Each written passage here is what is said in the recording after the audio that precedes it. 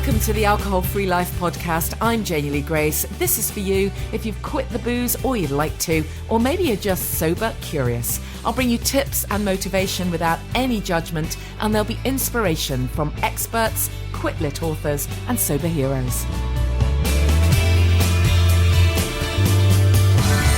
Hi, and welcome to the podcast. This is Janey Grace. Hope you've had a great week, and I hope you enjoyed the podcast last week when one of my guests was Sober Dave. And as I promised that I'd tell you what's coming up, and we do now have details of an event that Sober Dave is going to be doing. So I'll tell you about that in a while. If you think I sound a bit odd, it's because I've had a really bad cold. I haven't had a cold in absolutely ages, probably since I stopped drinking, in fact. But, you know, these kind of lurgies get you from time to time, don't they? And it's really knocked me for six. It made me feel really, really rough for a couple of days. So, but, you know, had to carry on and all of that. So, so that's probably why I might sound a little bit croaky. Not quite my usual sparkly self. Did I tell you that somebody had described my podcast, a lovely review of my podcast, and somebody described my podcast as, they said something like, "Oh, I really like Janey's podcast because she's got a really unannoying voice." And I thought, I'll take that. That sounds good to me. I have a great guest this week that I've been trailing for a little while. As you know, I'm a really, really big fan of Quit-Lit, and I think I've read pretty much all the books out there. I reckon I've read an awful lot of them anyway. I'm quite a voracious reader. And so I've kind of scrolled back and read the old ones as well as the new ones. And this is one of my favourite books. The author is Lisa Smith, and the book is Girl Walks Out of a Bar. And I'm really pleased that Lisa was able to do the interview with me. I have to forewarn you that the quality isn't absolutely the best. You know, sometimes when you do these things, online, and if they're in a different part of the world, and who knows how their sound is, or my sound, or, you know, whatever. So I really hope it doesn't spoil your enjoyment. It's not perfect, but hopefully it's good enough to get the message across. It was brilliant to be able to interview Lisa. Just before we get into that, just to mention a couple of things I've kind of picked up on in the press this week. There was another piece about how there've been so many cuts to alcohol rehab services. I mean, this is incredible, really. You know, it's a time when you think that they, you know, I mean, where are they going to put investment if not into this kind of thing? And one of the newspapers said that, I think it was on the BBC News online. They said that in their view, it means a national epidemic of alcohol-related problems is not being tackled. That's right. It was researched by King's College London. It says, and people with drink problems in England are less than half as likely to receive the right help as those in Scotland and Wales, because more than £100 million has been cut since services in England were reorganised in 2012. Now, this is something that I'd heard about because when I was doing a little bit of stuff with Alcohol Change UK, we're a great charity. This is one thing that Richard Piper, the CEO of Alcohol Change UK, it's something that he was talking about the problems with this lack of funding and, you know, kind of lack of joined up thinking as well. It's I mean, something's just really got to change there, and hopefully, you know, they'll realise, because in Scotland and Wales there has been some investment in alcohol treatment services for people with alcohol dependency, and there's been more access available than to people in England, and it's helped. They've seen the benefits of that. So, you know, there, but for the grace of God, go any of us, and let's hope that. You know, there can be more and more awareness so that people don't get to that stage. But for goodness sake, you know, where are we headed if they can't put if they're just cutting the investment, and maybe they can't find masses more money, but you just can't cut these services and kind of hope for the best, really. Anyways, on a completely different note, I also saw in one of the papers a big story that was picked up on how much people spend on a night out.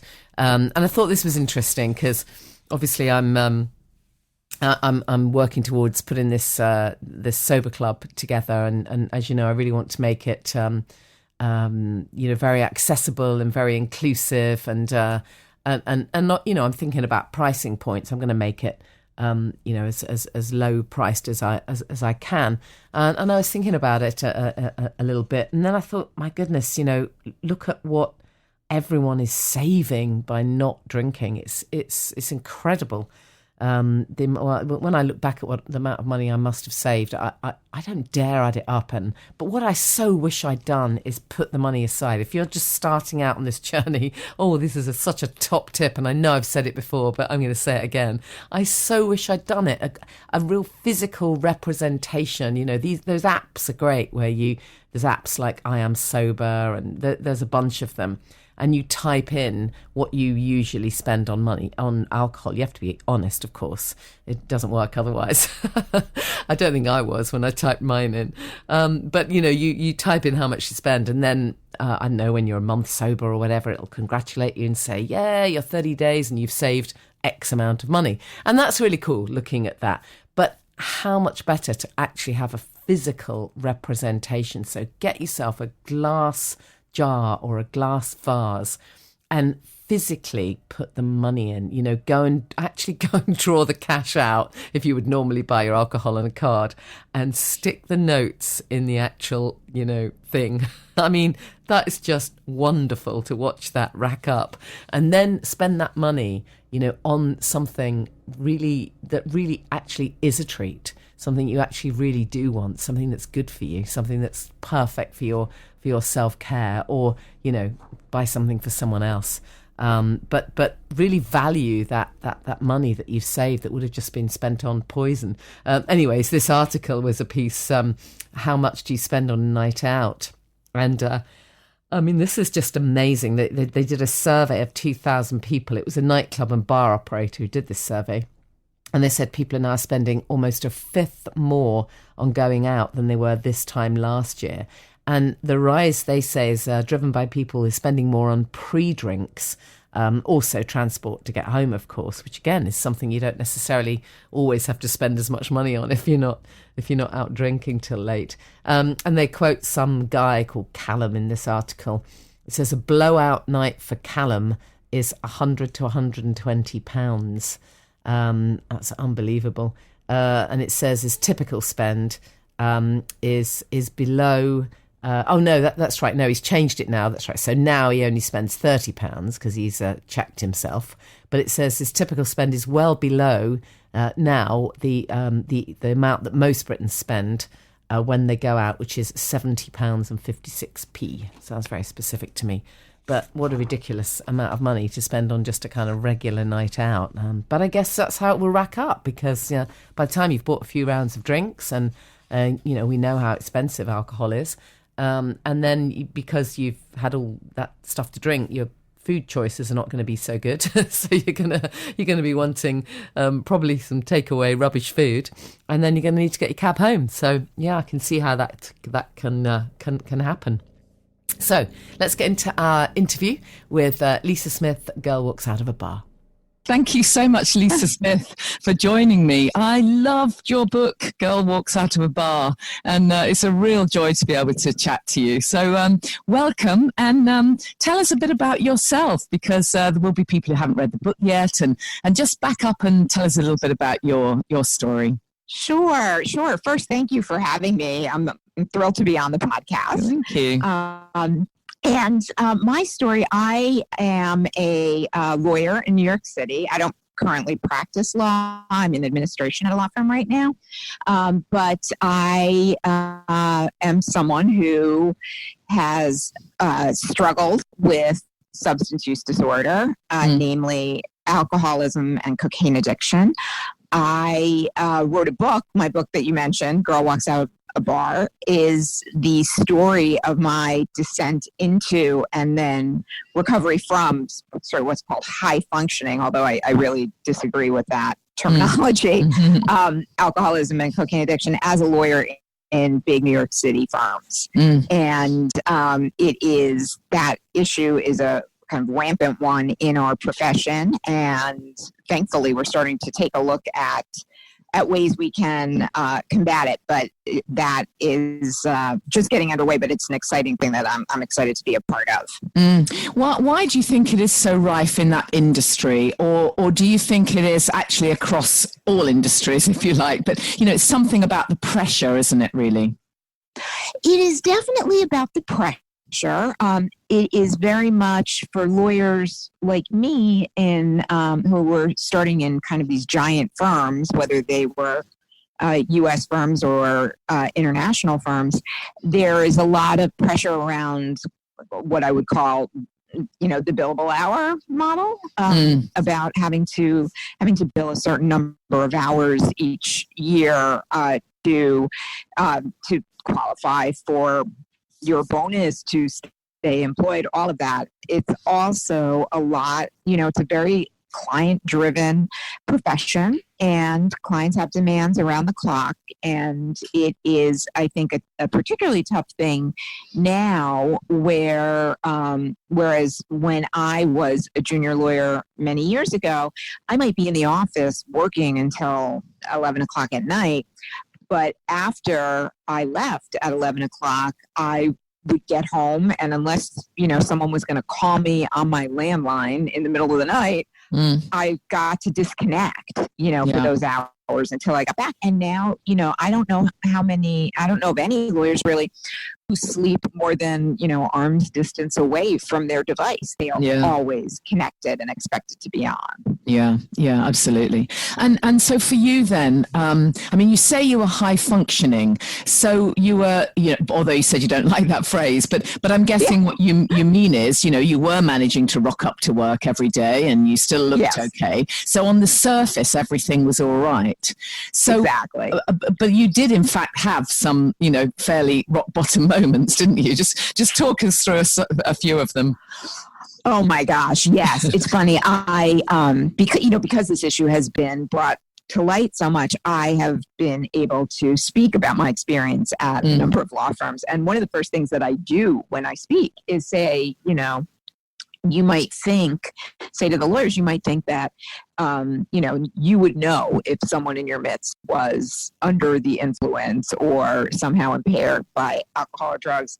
And I will tell you that that is not true. And I demonstrate that point by reading a passage from my book. It's a scene where I went to work to an 8:30 a.m. meeting with a group of partners sitting around the table, and none of them had any idea that I had to use, not that I chose to, not that it was something fun for me, but that physically to get to that meeting, I had to drink and then balance it out with cocaine, and that was what I looked like normal sitting in those meetings. But then I had a complete panic in the meeting that I described in the book, because I realized that I had left a pack of cigarettes that had a baggie of cocaine in it on my office desk.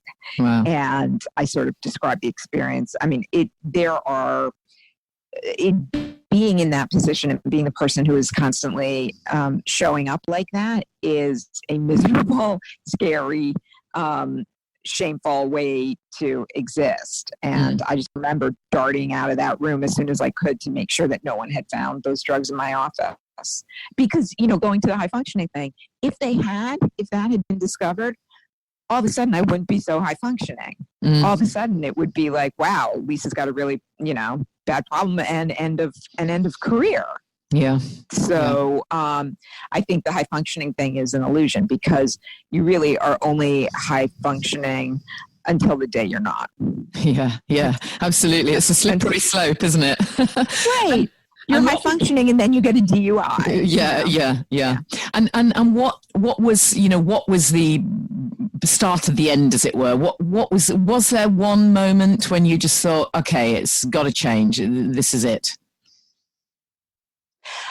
There was, what happened to me was, it had been more than 10 years of a slide down a miserable spiral of, going from drinking just at night to drink, socially, to drinking every night, then at lunch. And then it got to the point where I couldn't stop my hangovers without drinking in the morning. And So the last 18 months were really alcohol and cocaine around the clock just to keep functioning. Yeah. And it was one day, it was like a normal Monday morning for me, which meant it was, I had been using alcohol and drugs all weekend, and I was on my way to work. I had, checked, I had a mirror that I kept by my door, and I looked in the mirror and I checked my teeth for lipstick, and then I checked my nose for blood or cocaine. Looked okay, walked out. I had my newspaper, my laptop in my hand, and all of a sudden I got this huge, overwhelming feeling. And in that moment, I thought that I was either having a heart attack or that I had finally OD'd, and I got terrified. And for all of the mornings that I had woken up sort of wishing that I hadn't woken up, that morning, I decided, wait a minute, I think I'm going to die, and I don't want to die. I want to live. And I now know that what I was having in that moment was a panic attack, but that was the moment that made me stop going. I didn't go to work. I turned around and went back into my apartment, and I finally said, I need help. Because you always think you can get it under control yourself. Yeah. I know I shouldn't drink this much, but I'll get it under control. I know I shouldn't drink in the morning, but I can stop that. And also because everyone around you is doing pretty much the same thing. So, it seems so normalized. Yeah. It's so normalized, isn't it? Oh my gosh. Binge drinking is so normalized. And, that's a lot of what I speak about also is that, the legal field and many others as well. It's not just lawyers, like soaked in alcohol. It's how we recruit. It's how we entertain, it's how we celebrate, it's how we commiserate. Everything is over drinks. And so what did you do? How did you stop? Did you take a conventional route of going to AA? What was it for you? Well, I didn't know what to do at all. I knew I was sick enough that I would need to have a medicated detox. I knew that it would be dangerous for me to just try to stop using. Oh, really? You sorry, I did just pick up on that. That's interesting. So how did you know that? Because you literally needed to drink to kind of get through the day, as it were. Yeah. Oh, yeah. Because I couldn't get out of bed without drinking. And and that had been the case for a long time. And I had read somewhere, how when you're, a lot of people will Google these tests like, am I an alcoholic? Yeah.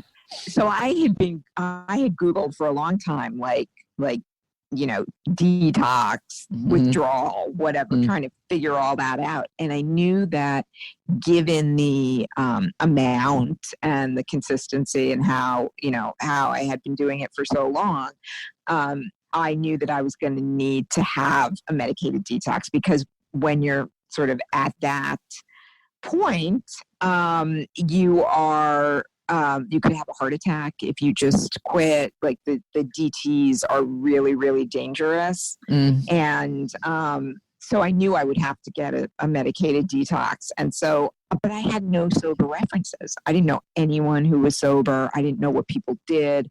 I had only heard of AA, and that to me seemed like a weird in church basements, drinking bad coffee and complaining about their families, which I now know it's not. I love it. But so I called my doctor, my regular doctor, and I said, I need to check into an inpatient detox, and I think I need to do it today. And he was like, "Oh no, you don't.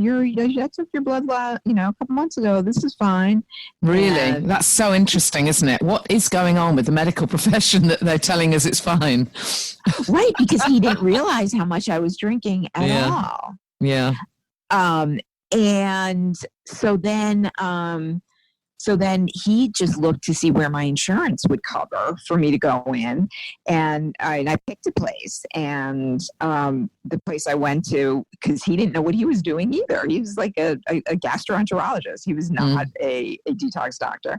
And we found a place that took my insurance that could take me immediately. And it turned out to be the worst detox unit in the worst city psych hospital. But I found that out really when I was behind locked doors on lockdown unit. I had to sign myself in on a 72-hour psych hold. And that is part of why really I feel like it's important to raise these issues and things, because it didn't have to be that way. I mean, if I had, been more knowledgeable or more comfortable asking for help, I could have gotten into, a place that, maybe was better. Although I have to give that place, as scary as it was, I give them all credit because they got my diagnosis right. And the therapist in there, the psychologist who I had to meet with on a daily basis in there, said to me at the end, he said, I think you are, you've crossed the line. You have a very serious problem. You can't go back. You're not going to be able to drink safely. But, I think you have a major depressive disorder, and I think you've been self-medicating it all your life. And now you're not going to self-medicate it, and you're going to take appropriate medication to correct that chemical imbalance in your brain. And that's how you'll do that. And you'll enter a long-term program of recovery. And that's how you'll get better. And it was a relief. It was a relief to learn, that was why I had always felt like this crazy sadness and this, sort of compulsion to drink and to numb out and all of that. So I think, that I got out of there and went to, after 5 days, and started going to an intensive outpatient program at night. A couple nights a week. I didn't tell my office. I went right back to work, which I also don't recommend. And then I also started going to 12-step meetings right away. And, as soon as I went to 12-step and also went to that outpatient rehab, I was like, oh, okay. Now I get it. There's, these people have brains like mine. And I was surprised at all the laughter and happiness and, the freedom that came with recovery, and physically not being sick and not hiding and not lying and all of that. It was really an amazing thing. Yeah. And how many years has it been now for you then? It was 15 years in April. Wow. Amazing. Yeah, knock on wood. I mean, I know that this is very much one day at a time. Well, yes. Yeah. I mean, this is the thing I'm finding is that although, obviously you're an author and you work in this arena, you're a speaker, so it's very much your life. But even if it weren't, would it still be a thing? If you know what I mean? I'm always intrigued. Is it still like something that you kind of you still think about all the time? I mean, in a good way. Yes. No, I am, basically what it did was recovery helped me not get sort of, flummoxed or tripped up or obsessive about things I couldn't control. And it taught me how to just kind of deal with life in a much better way. I mean, I do 12-step, and the first step is, the first step is that, we were powerless over alcohol, and that's the only time alcohol is mentioned. Like the rest of the steps are about, how to sort of change my thinking so that, I can, kind of clean house and be able to go forward in a way that, life isn't this big burden to me and scary and something that I can't handle without substances. Yeah. I mean, this link between mental health issues, anxiety, depression. I think that, sorry, carry on. Yeah. Oh yeah, no, it's definitely, those things happen. I still get depression relapses, even on medication, but I know I can feel them, and I know what they are, and I know that, I don't try to fight them the way I used to. I sort of say, okay, this is happening. It's going to pass. It has always passed. If it doesn't pass, I'm going to address it with my doctor. It's going to be okay. Like there's a different faith in things being okay that I have now. And I don't, it's like when I look at drinks, like people like, oh, I wish I could drink. I don't, people will often ask, like, do you miss having a drink at dinner? And I think I never really had a drink at dinner.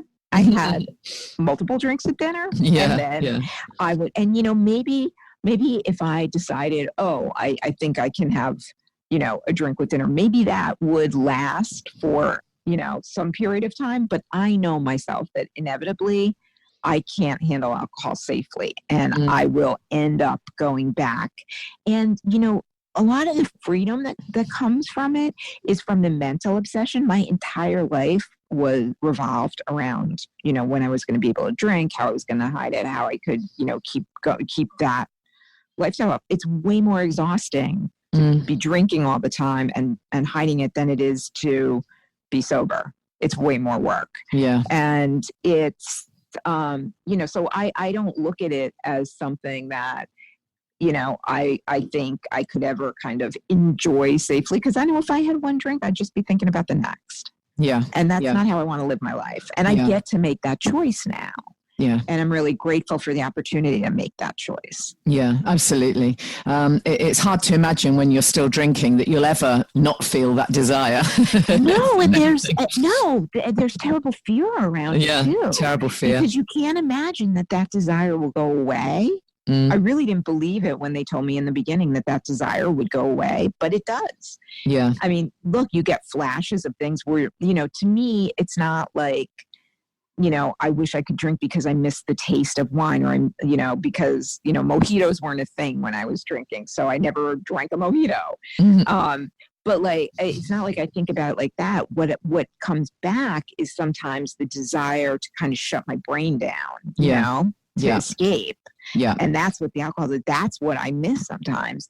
But now recovery has given me sort of tools to deal with that feeling and to get through that feeling, without blowing up my life, which is what drinking would do. Of course. So now in the work that you do, and particularly when you engage with other people in business, other people, other lawyers or whatever, what's the main message that you're trying to get across to them? Is it that you're trying to encourage them to look again at their relationship with alcohol?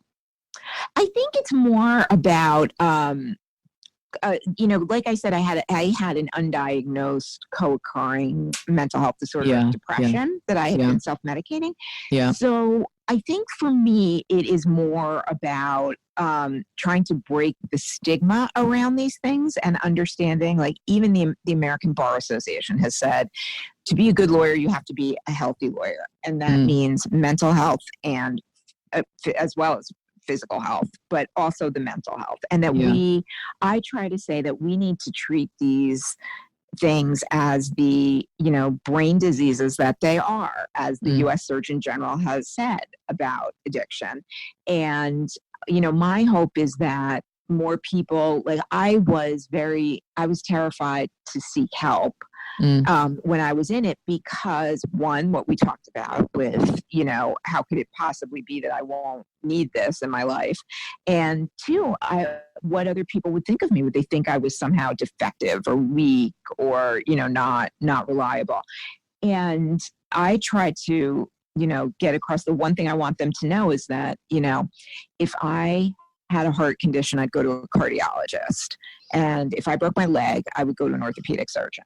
I have a chemical imbalance in my brain, and I need to treat that so that, I can write that and engage in the world without using substances. And we have to treat these brain issues the same way we treat physical issues and not think of them differently. That is sort of what I try to get across. And I mean, I do think that, I always say I'm not trying to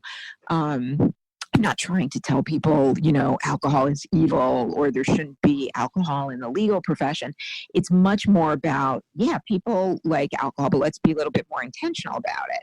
And let's also understand that today, and I see them all the time, young lawyers, law students, there are so many people who don't drink alcohol just as a choice. They either, sometimes there are religious reasons people don't drink alcohol. There are also dietary reasons, or they don't, it doesn't agree with them, or they have seen it, destructive in families and choose to just stay away from it. Alcohol is the only drug, and it is a drug that we have to somehow justify not taking when we, to other people.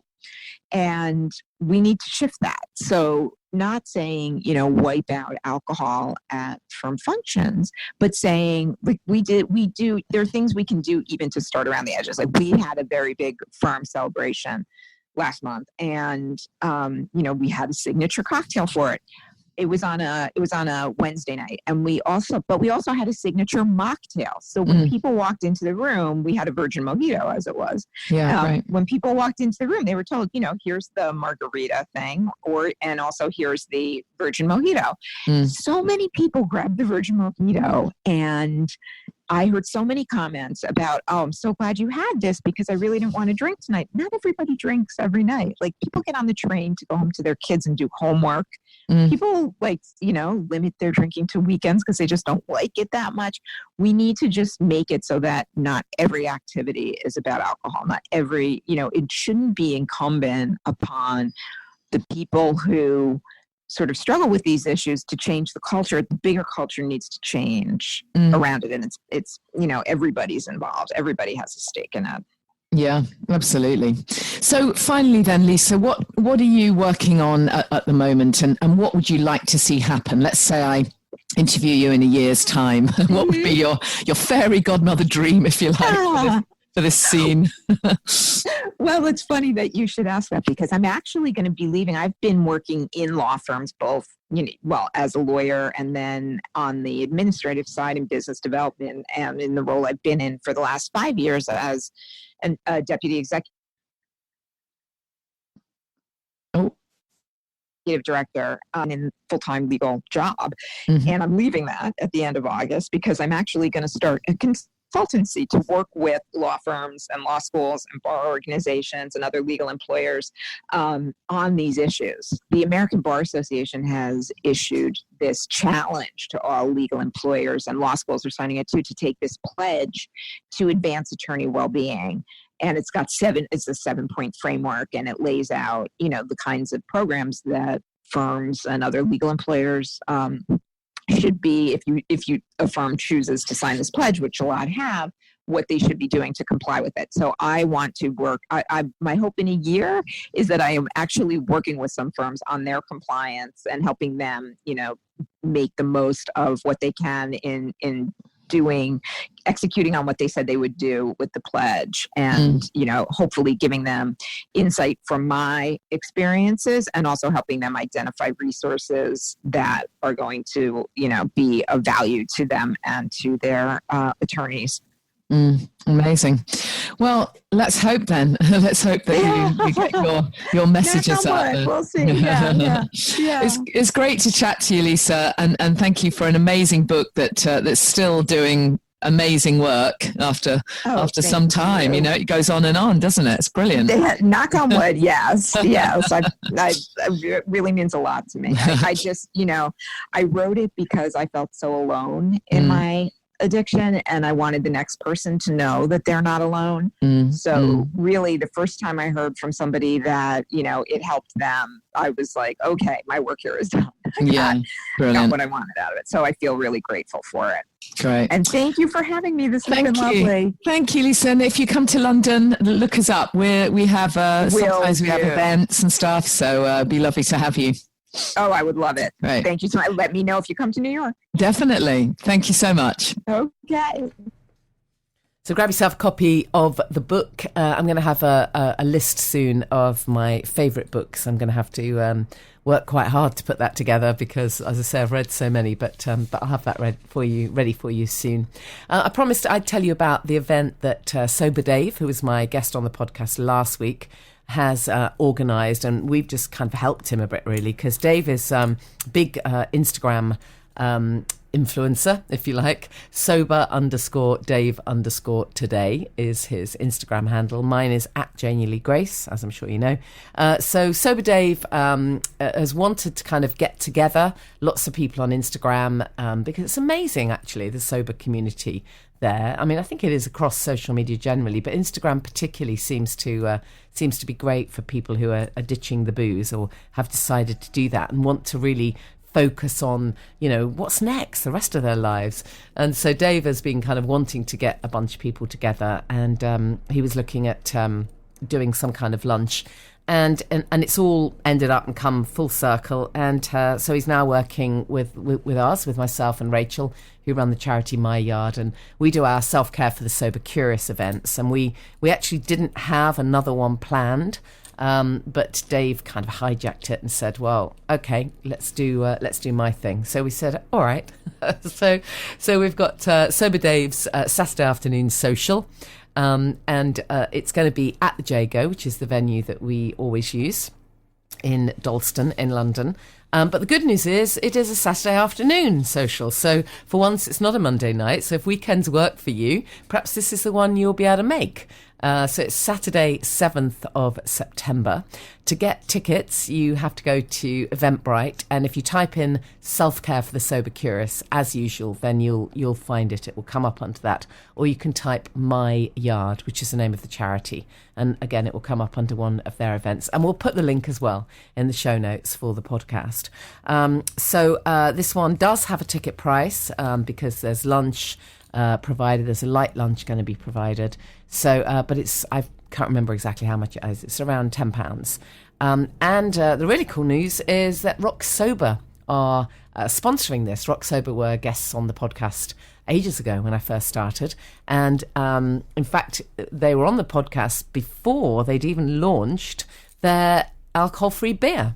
So that's going to be available at the event, of course. And obviously there'll be other alcohol-free drinks for people who don't drink beer. And there might be some live music. And I am going to... Dave is obviously his thing. But I'm going to pop up and launch the Sober Club, which is my new thing. So it's going to be a really cool afternoon, I hope. If you haven't signed up yet for the waiting list of the Sober Club, please do, because I'm going to invite the first bunch of people to join the kind of beta version, if you like, the launch, the pre-launch launch, if you see what I mean, where it maybe every single thing isn't finished yet, but where, we're going to sort of get it rocking. And we'll get your feedback and for the privilege of being part of it from the beginning, it will be a super discounted rate. So it will be great to have you involved. So just all you need to do is go to thesoberclub.com and give us your email address. Obviously, no obligation whatsoever. We'll send you a little PDF of self-care tips, and then you'll be on the waiting list for when I've got more news to share with you. I am working on it all behind the scenes, although having this cold has really knocked me back. It really makes you feel huge gratitude for when you do feel 100% well, doesn't it, when you get something going on. So really hope that some of you will be able to join us for Dave's Saturday afternoon social, Saturday 7th of September. My self-care tip this week feels very relevant after my having my cold, is sleep.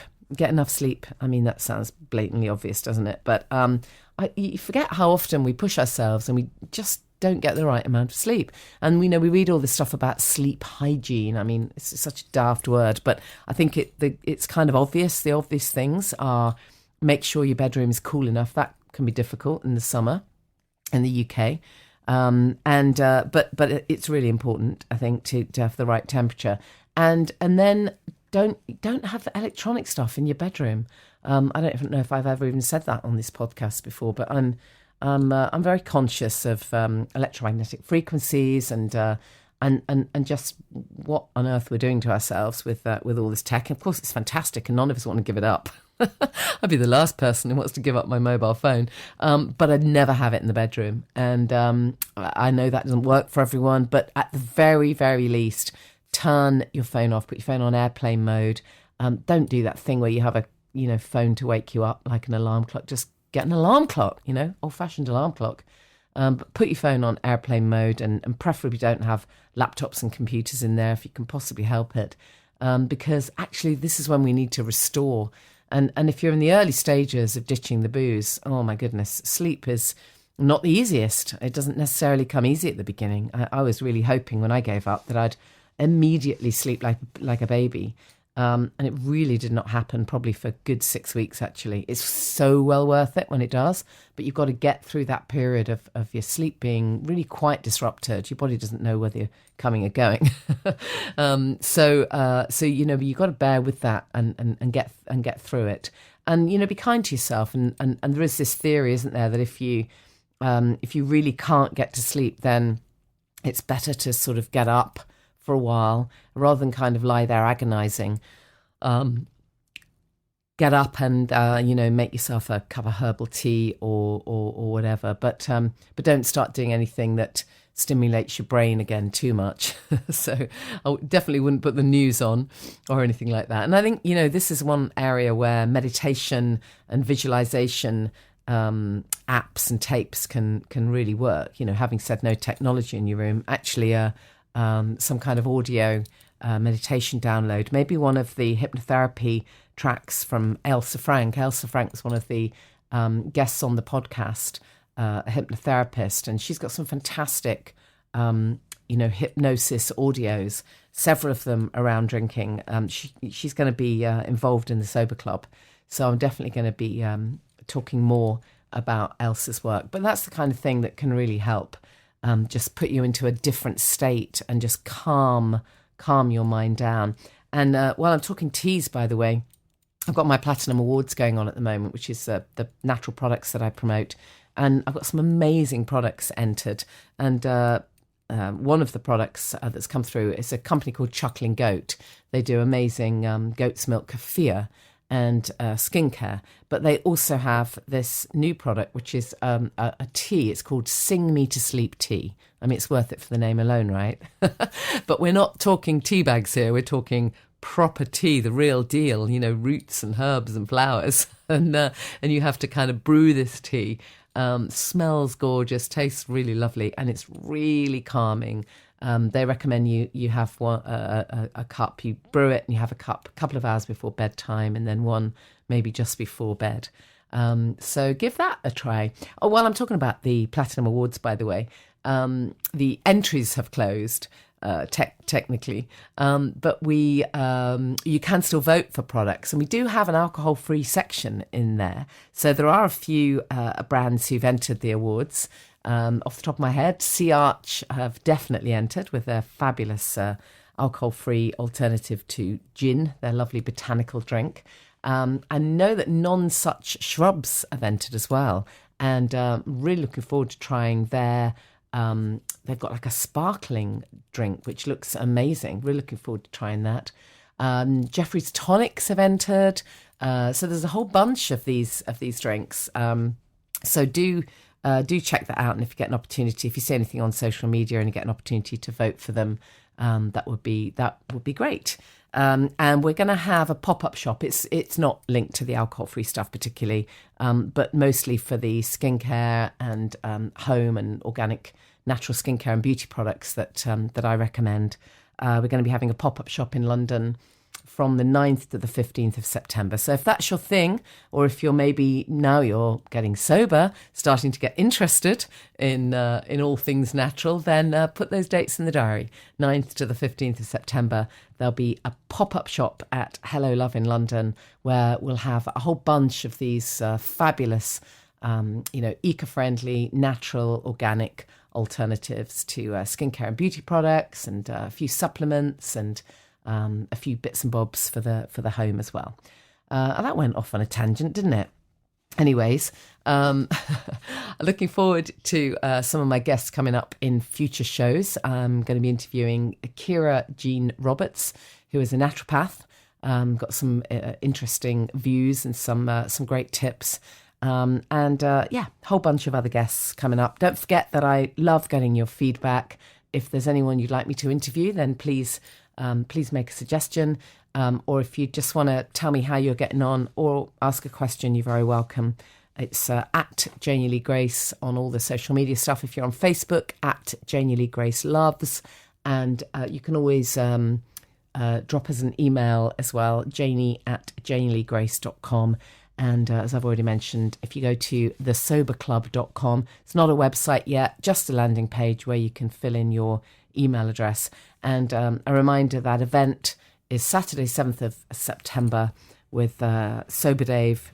It's the Saturday afternoon social. It's self-care for the sober curious on Eventbrite. I'll see you same time next week.